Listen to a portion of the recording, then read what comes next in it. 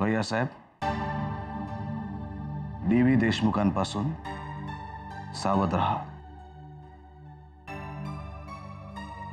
तुम्ही शुद्धीवर नाही आहात. इतके दिवस नव्हतो, पण आज आम्ही पूर्ण शुद्धीवर आहोत भैया साहेब.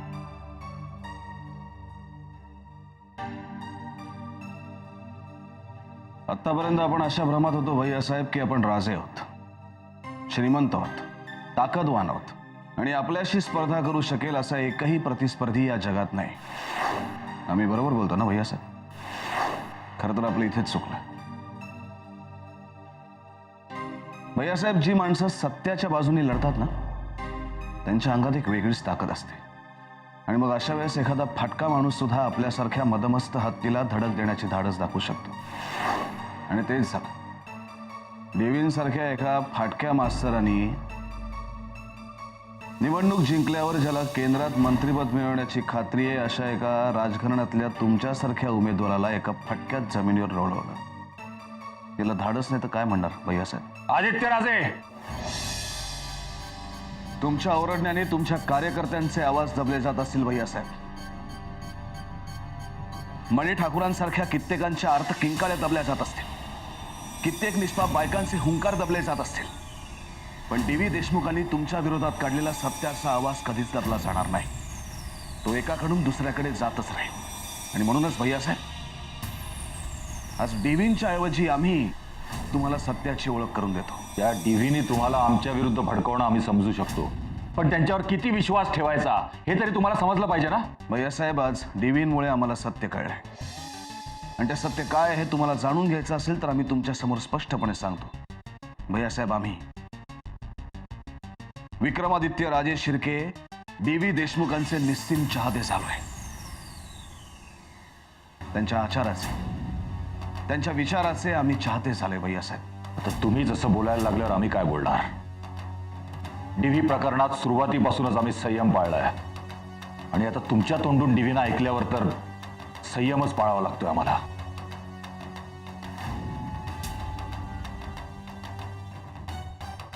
आम्ही शाळेच्या जागी जेव्हा मॉल बांधायला निघालो होतो ना भैया साहेब, तेव्हाही तुम्ही आम्हाला संयमाचं महत्व पटवून दिलं होतं.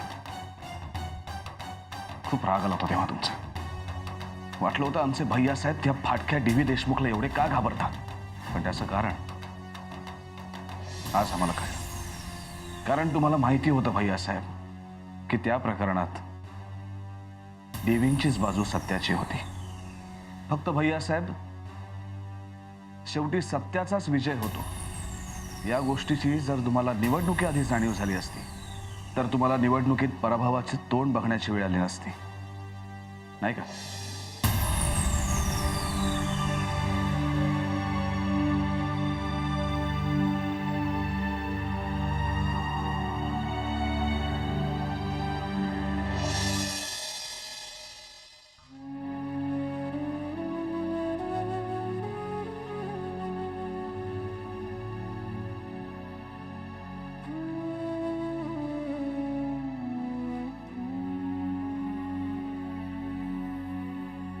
पाहिलंच ना देऊ,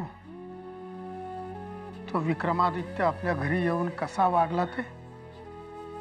आणि तरीही तुझं त्याच्यावर प्रेम आहे, तुला त्याच्याशी लग्न करायचं आहे. कोणी कितीही सांगितलं ना तरी हा माणूस बदलणार नाही. त्या राजे शिर्केंच्या नसानसात अहंकार ठासून भरलेला आहे. जेव्हा कोणीतरी यांना जोरदार धक्का देईल ना तेव्हाच हे ताळ्यावर येतील. तू एका चुकीच्या माणसासाठी आपलं आयुष्य वाया घालवित आहेस. देव बाबा म्हणतात तेच खरं आहे. तू विसर त्याला आता. त्यातच तुझं हित आहे देव. तू हुशार आहेस.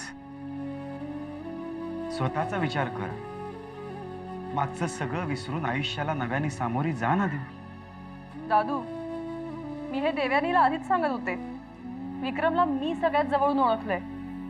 तो कधीच कुठल्याच मुलीच्या प्रेमात पडणार नाही. पण हे ऐकलं नाही ना तेव्हा. देव, आता तरी विचार सोड त्याचा. देव, तू बोलत का नाहीयेस? सगळेजण तुझ्या भल्यासाठीच सांगतात ना. माझा निर्णय मी आधीच दादूंना सांगितलाय. त्यात आता काही बदल होणार नाही.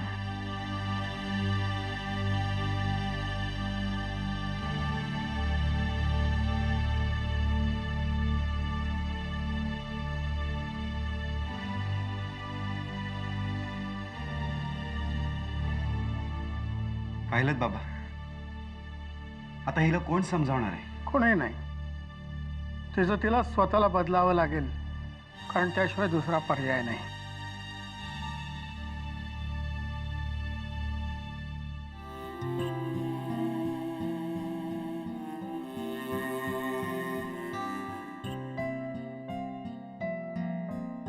देवा, आत्तापर्यंत तू माझी आणि देऊची खूप परीक्षा पाहिली आहेस. अनेक कठीण प्रसंगातून आम्हाला दोघींना जावं लागलंय. आज तुझ्यासमोर हात जोडून तुला एकच विनंती करते, आमच्या देऊच्या सहनशीलतेचा अंत नको पाहूस. तिच्या मनातल्या सगळ्या इच्छा तू पूर्ण केल्यास तर तुझे माझ्यावर खूप उपकार होतील.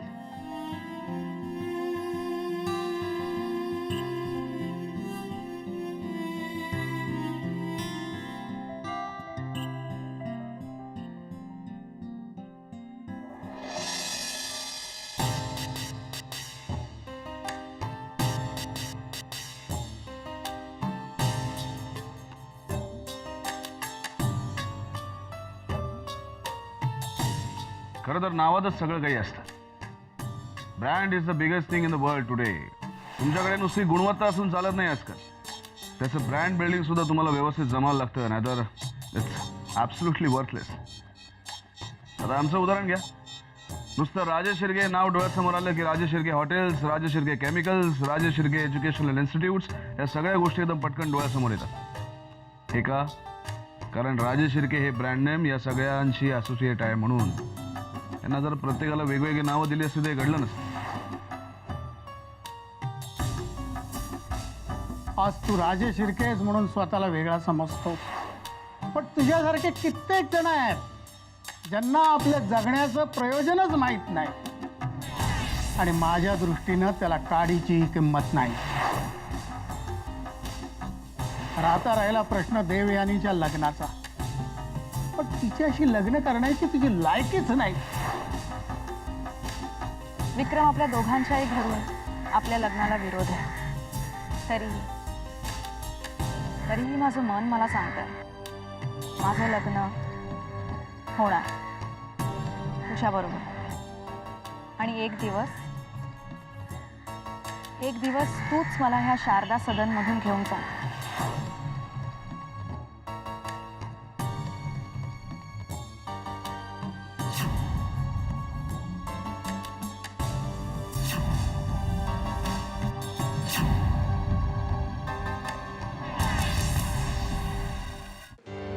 देऊ,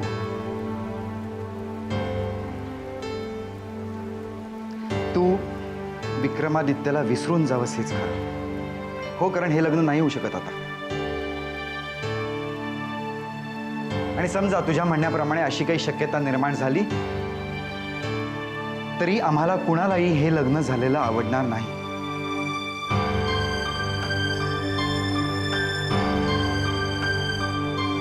देऊ, देऊ बोल ना काहीतरी. गप्प काय आहेस तू? जे घडलं त्यामुळे मी आता हे लग्नच करू नये अशी तुम्ही का अपेक्षा करताय? काका, विक्रम येऊन दादूंना जे काही बोलून गेला ते बोलणं साहजिकच होतं. प्रेस कॉन्फरन्समध्ये दादूंनी राजे शिर्क्यांचा अपमान केल्यानंतर विक्रम अजून काय वेगळं बोलणार होता? तरीही मी विक्रमशी या विषयावर एकदा बोली. पण विक्रमशी काही बोलून फायदा काय? देऊ, बाबा या लग्नाला कधीही परवानगी देणार नाहीयेत.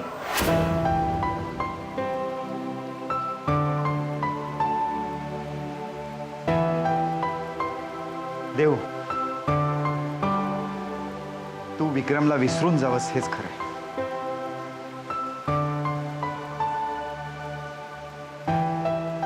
हे बघा, दादूंना जे योग्य वाटलं ते त्यांनी केलं. तुम्हाला जे योग्य वाटतंय ते तुम्ही मला समजवताय, पण शेवटी मला जे योग्य वाटेल तेच मी करणार. मी विक्रमशीच लग्न करणार. एवढं सगळं होऊन सुद्धा? हो देऊ, हो काका, कारण एक ना एक दिवस विक्रम आणि त्याच्या घरच्यांना लवकरच कळेल की ते सगळे वागतायत ते चुकीचं वागतायत.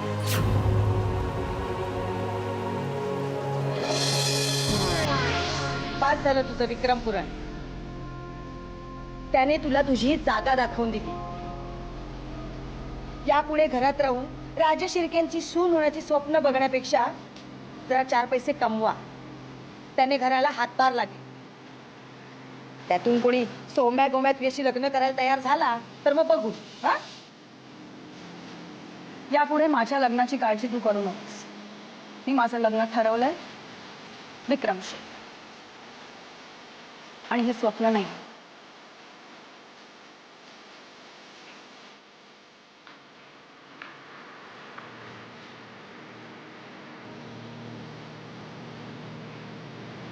हिचं काहीही होणार नाही. लग्न करते म्हणे.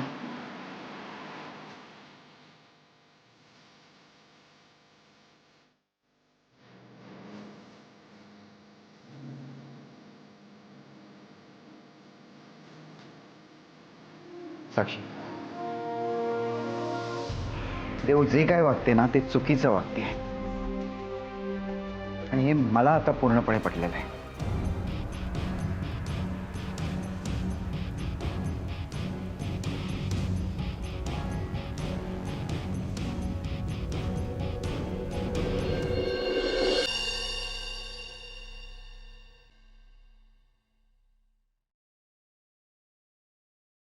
आदित्यराजे, तुम्ही काय ठरवले? कशाबद्दल साहेब? तुमच्या पुढच्या आयुष्याबद्दल. पुढच्या आयुष्याबद्दल विचार करायला खरं तर आता आमच्याकडे अजिबातच वेळ नाहीये. बसा. आदित्य, सध्या तुम्ही रणवीर राजांच्या पराभवाचा बदला कसा घ्यायचा या विचारात गुंग आहात हे आम्हाला माहिती आहे. पण देवयानी बरोबरचं तुमचं लग्न मोडल्यानंतर स्वतःच्या लग्नाचाही विचार करत असाल ना? साहेब, आपण या विषयावर नंतर कधीतरी बोलूया. असं बोलून तुम्ही हा विषय टाळू शकत नाही. रणवीरसाठी तुम्ही देवयानी बरोबर लग्न करायला तयार झाला होतात ना? आता आमच्यासाठी एकदा होकार द्या. राजघराण्यातल्या एकापेक्षा एक सुंदर मुली आम्ही तुमच्या समोर हजर करू. साईमा, आमच्या लग्नाचा विषय आता प्लीज काढू नका. असं बोलून स्वतःची सुटका करून घेताना आम्हाला काय वाटत असेल याचा विचार नाही तुम्हाला करावंसं वाटत? तुमचं हे असं वागणं, रणवीर राजांचं स्वतःच्या मनाप्रमाणे जगणं, आणि नील राजांबद्दल तर काही बोलायलाच नको.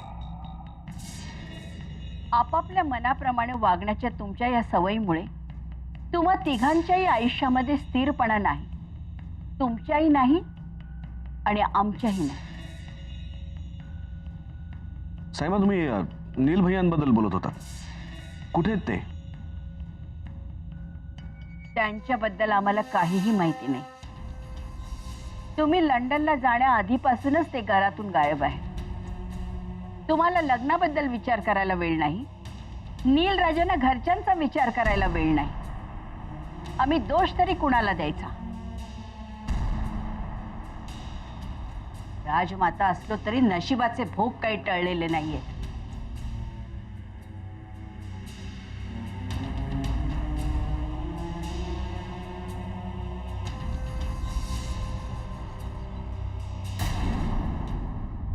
विक्रम लंडनहून परत आलाय. कुठे आहे तो? देवयानी आम्हाला ताबडतोब विक्रम आदित्यला भेटायचं आहे. तुम्ही काळजी करू नका. तो स्वतःहून तुम्हाला इथे भेटायला येईल. तू त्याला भेटल्यावर आमच्याबद्दल काही सांगितलंस का? नाही वहिनी. म्हणजे खरं तर लंडनहून आल्या आल्या विक्रम आमच्या घरी आला होता, पण खूप संतापलेला होता.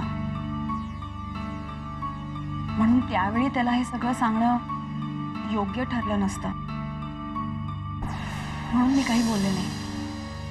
पण नील भैया लवकरच त्याला मी सगळं सांगेन आणि इथे घेऊन येईन. मला खात्री आहे खरं काय ते कळल्यानंतर तो नक्की आपली मदत करेल. देवयानी तुला अजूनही असं वाटतं की नील भैया, लोकांना विक्रम कितीही अहंकारी वाटला ना तरी त्याचं तुमच्यावर किती प्रेम आहे हे मलाही माहिती आहे आणि तुम्हालाही. पण देवयानी नील भैया आता तुम्ही आराम करा.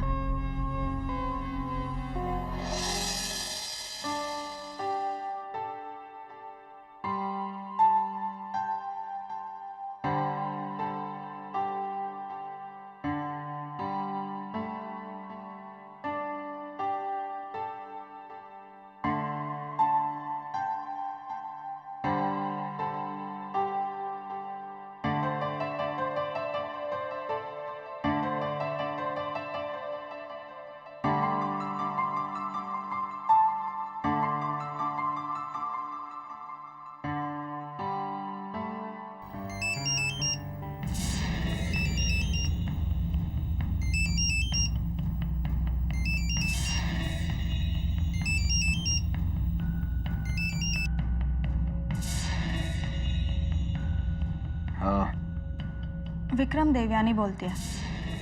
मला तुझ्याशी जरा बोलायचं होतं. देवयानी, तू आम्हाला काय सांगण्याआधी आम्ही तुला काय सांगतो ते ऐक. विक्रम, मी काय सांगते ते जरा एकदा ऐकून तरी घे. आज फक्त आम्ही सांगतो ते ऐकायचं, समजलं? विक्रम प्लीज. आम्ही तुझ्याशी लग्न करायला तयार झालो. विचार का? का? कारण आमच्या द ग्रेट भैया साहेबांची इच्छा. तुझ्यासारख्या सामान्य घरातल्या मुलीशी लग्न करून त्यांना सर्वसामान्य लोकांमध्ये पॉप्युलर होऊन निवडणुकीत जिंकायचं. म्हणून एखाद्या प्याद्यासारखा वापर केला त्यांनी आमचा आणि आम्ही तुझा वापर करत होतो. आम्हाला माहिती आहे तुझं आमच्यावर खूप प्रेम आहे. देवयानी, तुला माहिती होतं तुझ्याशी लग्न करण्या पाठीमागचा आमचा उद्देश काय, तरी सुद्धा तू आमच्याशी लग्न करायला तयार झालीस. का विचार? आम्ही सांगतो तुला का. हे कारण तुझ्यासारख्या सर्वसामान्य घरातून आलेल्या मुली स्वतःच्या काय म्हणतात तुम्ही त्याला, इब्रतीला खूप जपून असतात.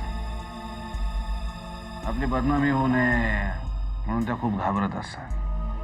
तुला माहिती होतं की आपण हॉटेलमध्ये राहिलो एकत्र, आपल्या दोघांचे एकत्र फोटो आले, सगळ्या जगाला कळलं होतं की आपण एकत्र आहोत, आपण आता लग्न करणार आहोत. आणि अचानक समजा आम्ही तुझ्याशी लग्न करायला नकार दिला तर तुझ्याशी लग्न करायला कोण तयार होणार? विक्रम तसं. म्हणून तू आमच्याशी लग्न करायला तयार झालीस. म्हणजे बाईनी आमच्याशी लग्न करण्याचा निर्णय घेऊन तू जगातली सगळ्यात मोठी चूक करत होतीस, पण वाचलीस. नशीबवान आहेस तू, नशीबवान आहेस. 2 गोष्टींसाठी. पहिली ही की तुझं आमच्याशी लग्न झालं नाही. दुसरी ही की तुला डी.व्ही. देशमुखांसारखे आजोबा मिळाले की ज्यांना तुझी खूप काळजी आहे, ज्यांचं तुझ्यावर खूप प्रेम आहे, ज्यांनी आम्हाला आमच्याशी लग्न करण्यास नकार देऊन तुला आमच्यापासून वाचवलं. पण दुसरीकडे आमचे भैया साहेब, आमचे सख्खे वडील बंधू, ज्यांच्या पावलावर पाऊल ठेवून आम्ही आयुष्य जगायला शिकलो, पुढे जायला शिकलो, ते मात्र आमचा एखाद्या प्याद्याप्रमाणे वापर करून घेत होते.